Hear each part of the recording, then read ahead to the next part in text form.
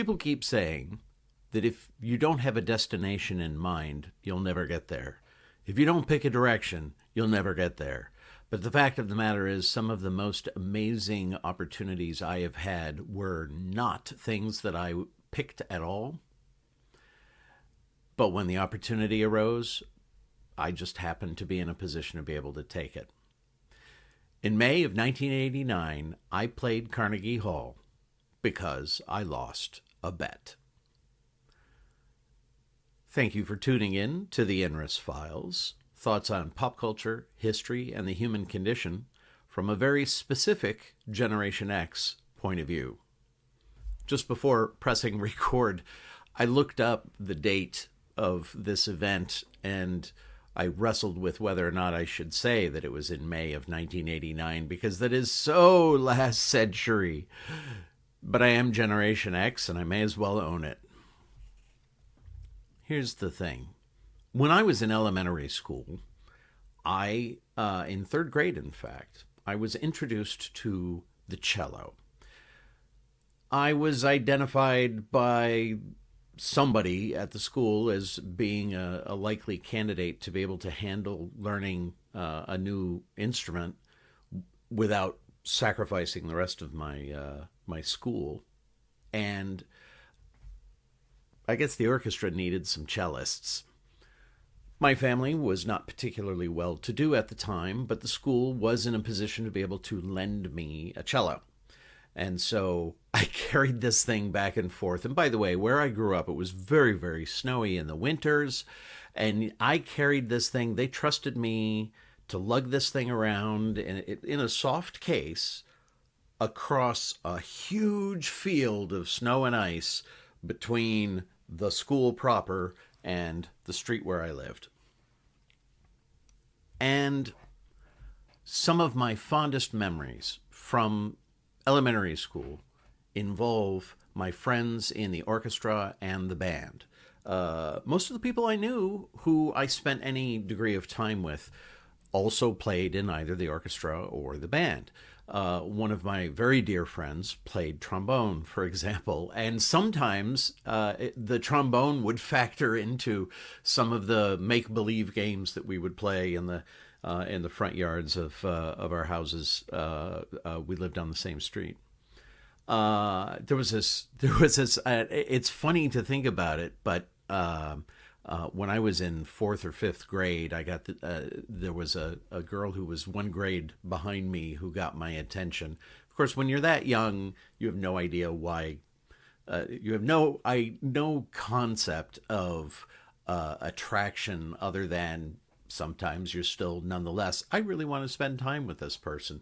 And there was this girl who I just loved spending time with who was a year younger. She played viola. And something I learned later, the big difference between violin and viola is that violas burn longer. Yes, we in the orchestra did have jokes about the different instruments. But as much as... and I remember when my parents had told me years later after I had stopped playing cello, because we had moved to the inner city. They did not have a cello for me to borrow. And it was a little disappointing that I didn't continue with it. But I remember my mom saying, yeah, Mr. Novak told us that he thought that if you stuck with it, you'd be able to potentially go professional as a cellist, maybe play with the Philharmonic Orchestra. And it's wild to hear those things after you've given them up. It's kind of like when you bump into somebody years after you spent a lot of time together and find out that they were interested in you romantically, and why didn't you ever make a move? This was file this under the same folder of missed opportunities. Nonetheless, despite the fact that I did have this early interest in cello, and there was some belief that if I were to stick with it, I might eventually go far, I didn't, and I didn't. And yet, I still ended up playing Carnegie Hall. But it wasn't because of that. It was because I lost a bet, as I said. I know I've told a version of part of this story of how I ended up working in radio. So I'll mention it very, very briefly here, but it is a key component to the overall story. A friend of mine from my high school days ended up going to the same university as I did. And when we saw posters around the dorm saying WVBR wants you, he's like, oh, we should go down and check it out. He wanted to go into the sports casting, and I ended up favoring newscasting. He didn't pursue it, but I did. Like, you know, after a couple of meetings, he just sort of lost interest, whereas I continued to pursue it. And I got to the point where I was relatively highly placed within the news department. In fact, I eventually became director of the news department. But this is setting the stage for how it is that I happened to be where I was when I found out that the marching band needed an announcer. Now, prior to that, this same friend of mine, who I have mentioned before, he and I ended up wagering on who was going to have the better season in professional football. Would it be his home team of the Philadelphia Eagles? And by the way, yes, I know we did grow up together in the Buffalo area, but he considered Philadelphia to be his hometown because his parents had moved to the Buffalo area from the Philadelphia area. And something that he never really quite embraced. He did not like the Buffalo area. And he had great reasons. It's Buffalo after all. Haha. But I grew up in Buffalo. And so I bet that the Buffalo Bills were going to have a better season than the Philadelphia Eagles. Both of them were coming off of relatively poor seasons before this. The thing is, he understood sports and I didn't, and he followed it closely and I didn't. I rooted for my team because they were the team that played half of their games every season in the town I happened to grow up in. And so of course he won the bet. And of course, because he actually knew what he was talking about when he bet that the Eagles were going to have a better season. So I lost the bet. Here was the wager. Here's what was at stake. If I won, I had to bring him to Philadelphia for a Philadelphia cheesesteak sandwich. And if he won, he had to get me to Buffalo for a beef on weck, which is a Buffalo specialty sandwich. I shouldn't have made this wager either. Again, he totally made out on this because I had a car and he didn't, and I was usually his ride back to Buffalo during breaks in the academic year.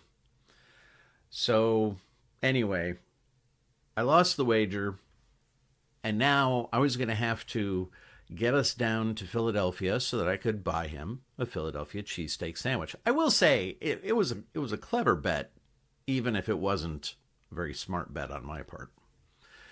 So I had to figure out how I was going to get us to Philadelphia. As I mentioned, I had a car. I had a car that got 14 miles to the gallon. And back in those days, I'm not sure, and I could look this up, but I'm just going to, I seem to recall gas at that time might have been, 85 cents per gallon.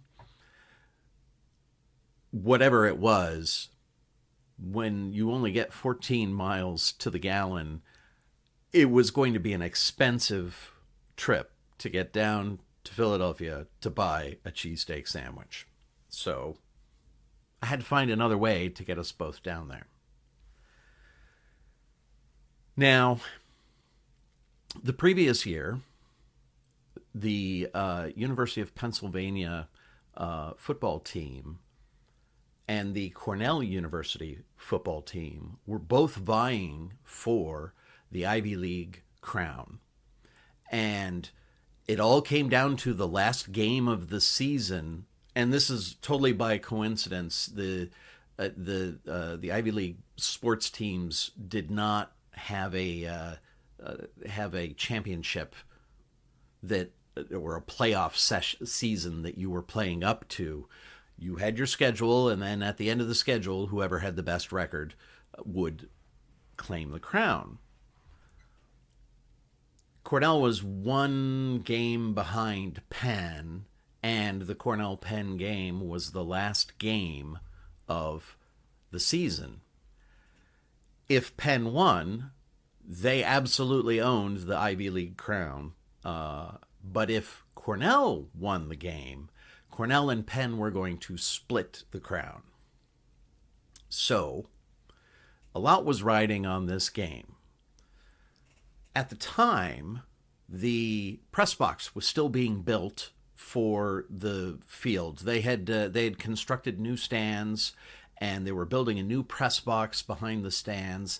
The stands on this side of the field, where the press box was, that's where most of the students sat. And then in the opposite stands, or the stands on the opposite side of the field, that's where you had the townies and the alumni and the visiting team and all that.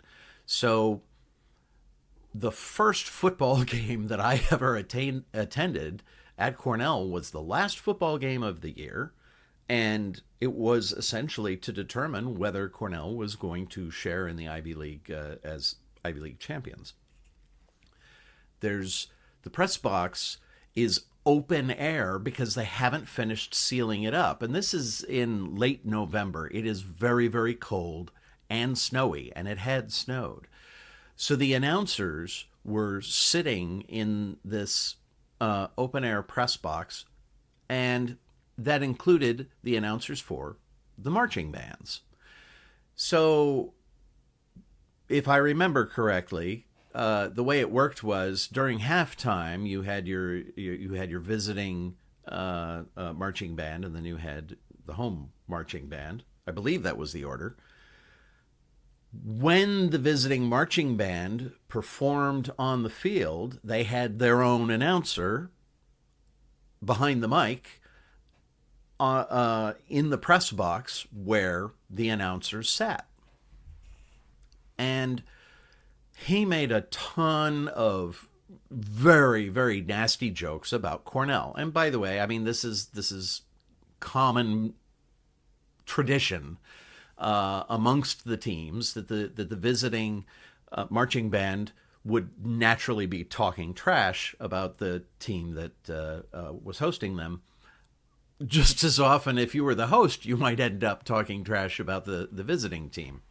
So the thing is, this guy's jokes were really on point and very, very sharp. And somebody noticed, oh, look over there. That's the announcer. That's the guy we're hearing over the speakers making fun of us. And people kept looking, and they're like, huh. Well, he made one joke too many, and finally somebody threw a snowball at him. Because there was snow in the stands, and it was possible to turn that into a snowball. The snowball went way wide, didn't come even anywhere near the announcer. But this just emboldened him. And now he's looking at us and speaking in an even more mocking tone, if that were even possible, as he's reading these jokes, ripping into us, by way of announcing the two or three different songs that the marching band was playing. So he's introducing the last song that they're going to be playing, and he's doing all these jokes. First, and a snowball flies, and it misses him, and now he's really getting into it, and he's absolutely taunting the crowd. Well, of course, another snowball flies in his direction and misses. And then another one, and it misses. And then a snowball managed to knock the script right out of his hands. And it was hilarious. And now the student stands erupts in laughter, absolutely joyous. And everybody starts scooping up all of the snow that's anywhere near them in the stands to turn them into snowballs and throw them at this guy, which I'm sure did not please the adults who were in the press box, who were there as members of the press or the scorekeepers or whatever. But nonetheless, here at the one end of the open air press box, we started pelting this guy with snowballs, and he had pretty much finished his announcing. He might have had to turn on the mic to do another sentence or so that the marching band could do its thing. This will become important later. So anyway, the Cornell won the game, by the way. And then the Cornell fans stormed the field and tore down one of the goalposts. And this is not something that is common Cornell behavior.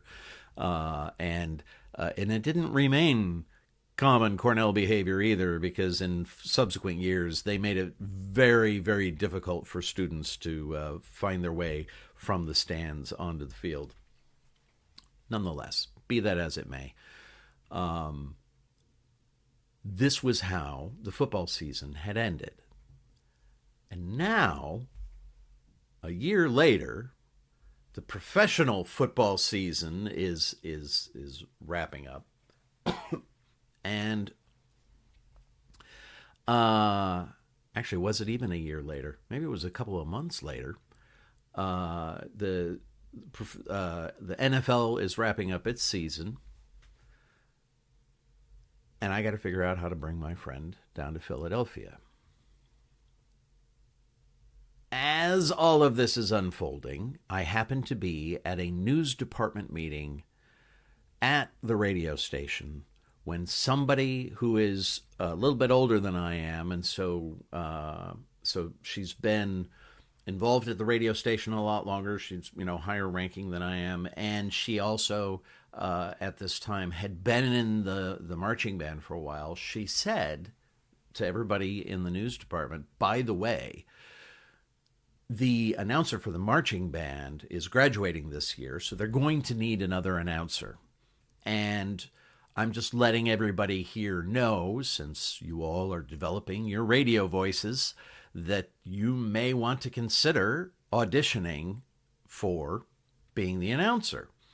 Not only do you announce at the home games, but you also get to travel with the band to 3 away games.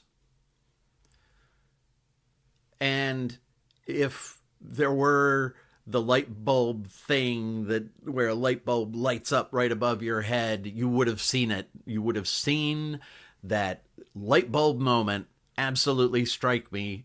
Wait a minute. If the marching band travels on 3 away games and Penn and Cornell play every year, and they played at Cornell this year, that means they play at Penn next year, which means if you get to travel with the team, you don't have to pay for that travel.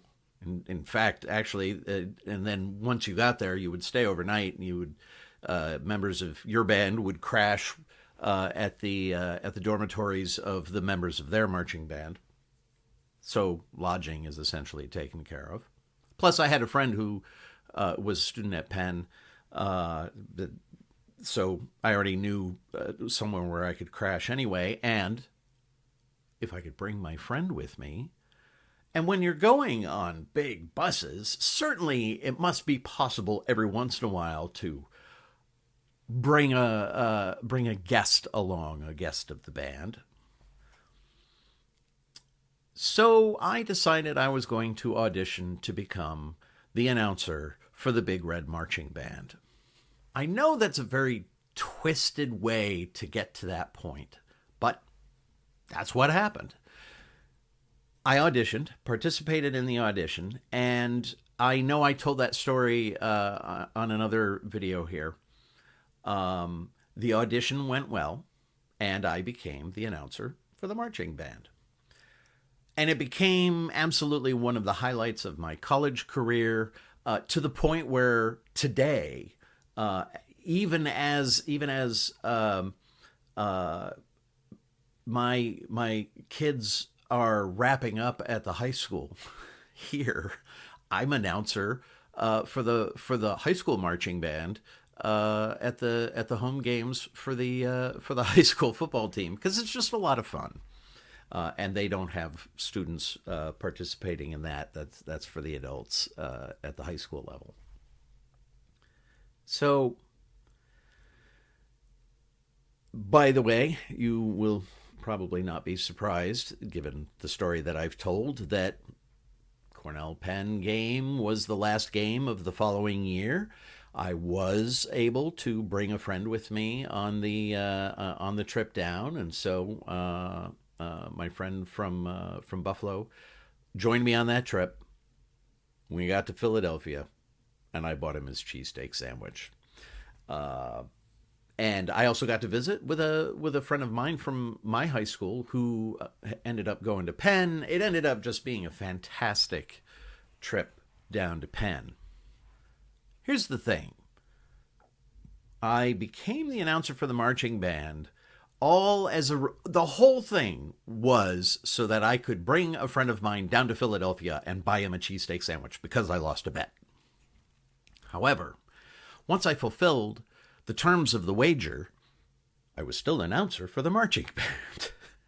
And in fact, I remained announcer for the marching band for a total of 3 years. And so it was, it came to pass that the faculty advisor for the marching band also happened to be the music director for the University Wind Ensemble, and he also was the music director for a couple of other Cornell bands. Like, he was a very well established professor in the music department of the school. So he was on the verge of retirement, and he had always told anybody who would listen that he always wanted to conduct a show at Carnegie Hall. If you don't know what Carnegie Hall is, by the way, it is one of the premier sound stages that you could ever hope to perform at, and it's in New York City. And if you get to perform in a play there or as a musical act, this is considered a high point. And so he had always wanted to conduct at Carnegie Hall. And he had decided that he was going to be retiring at the end of the school year in 1989. Well, alumni from the wind ensemble and the symphonic band and the others that he conducted,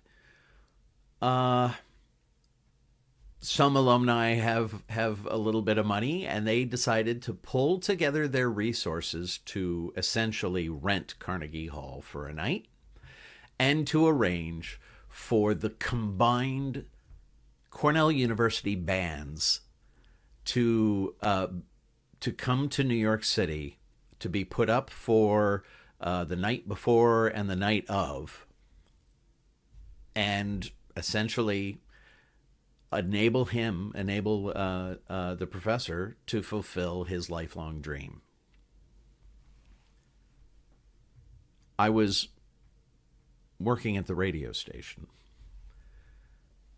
and this was at a time when, by this point, I was doing mornings, which was a little bit of a commitment. And the end of May is when the universities wrap up, and Ithaca becomes a ghost town. And the thing is, while I was doing radio at a training station, the station had to hire some of the students as full-time talent during those periods of time where you didn't have students to volunteer. So I had a paying gig to work the mornings, and I took this very seriously.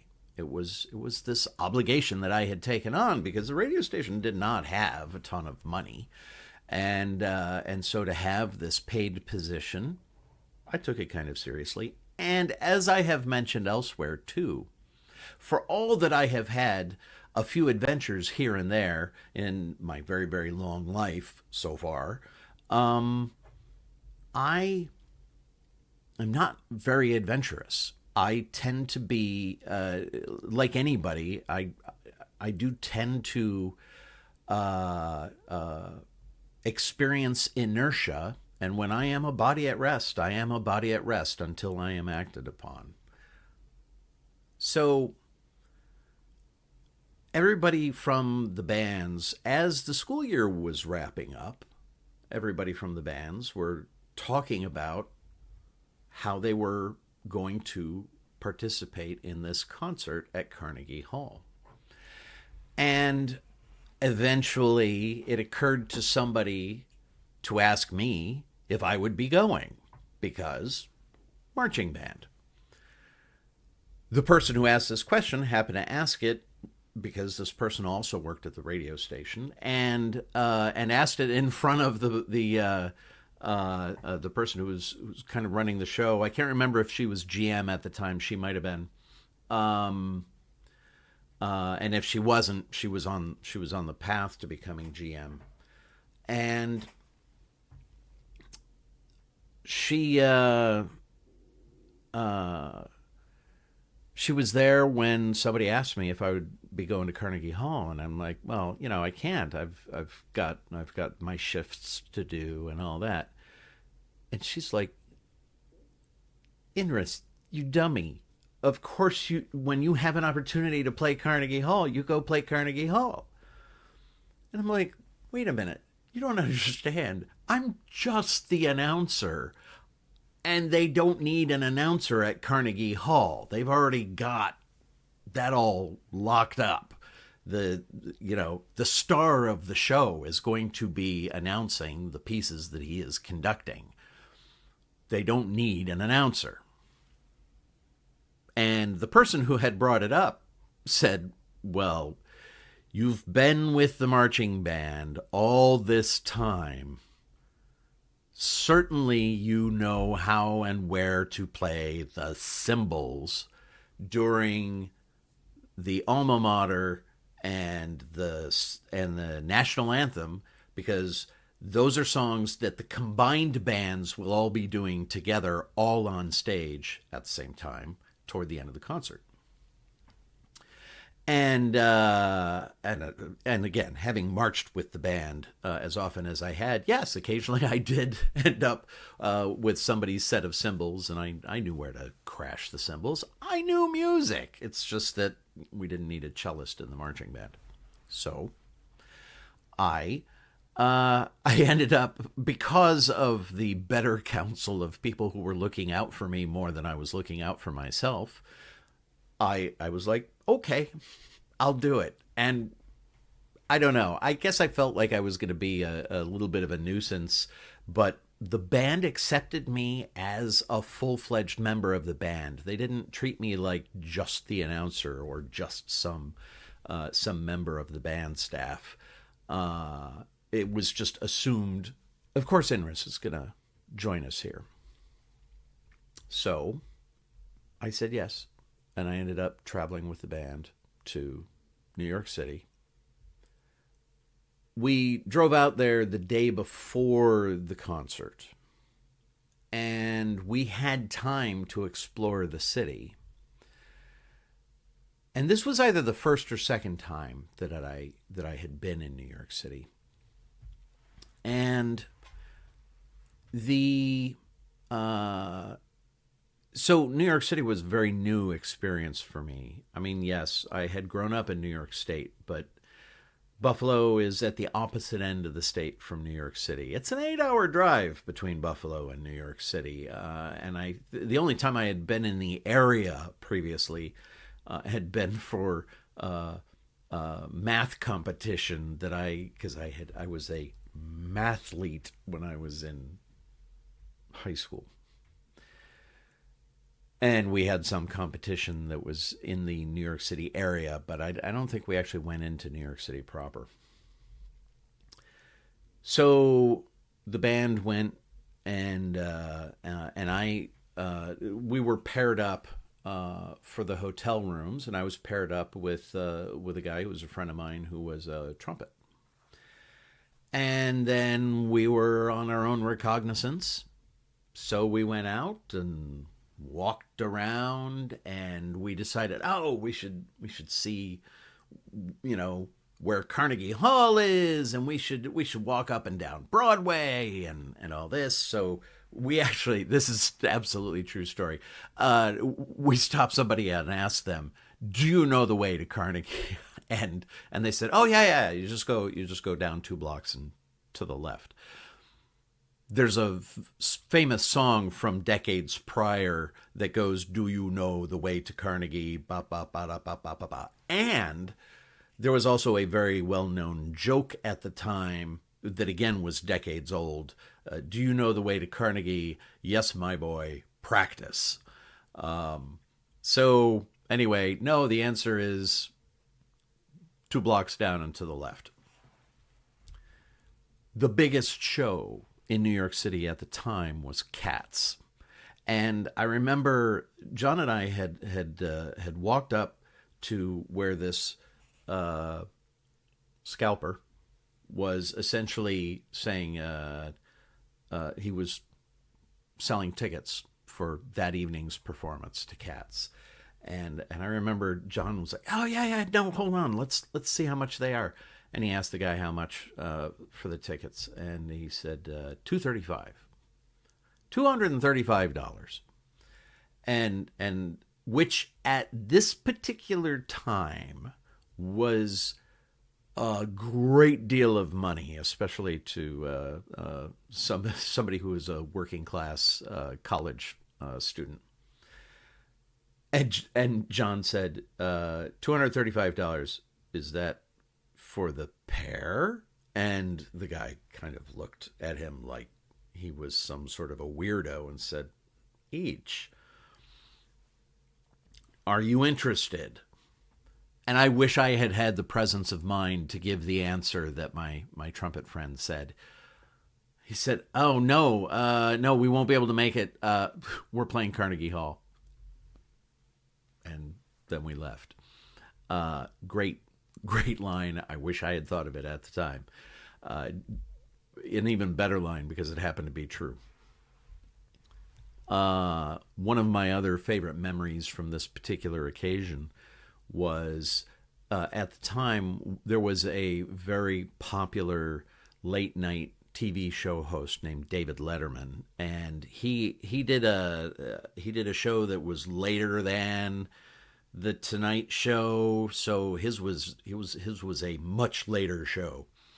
Like it came on immediately after the Tonight Show, and he was very popular amongst my high school friends and myself, as well as my college friends. But I thought this is gonna be awesome. I bought a postcard from 30 Rock, which is where they did the show, if I remember correctly. And on the postcard, I wrote, "Dear Inris, thanks for the joke. Used it during last night's show, and it absolutely killed." And then a friend of mine from my high school days happened to be in New York City because that's where she was going to college. And I had an opportunity to sync up with her. And this is the thing, is that her handwriting was much more fluid than mine. I tended to write in very blocky letters, whereas she just had more of a flourish. And the thing about the David Letterman show is they would show the placards where it actually featured his signature.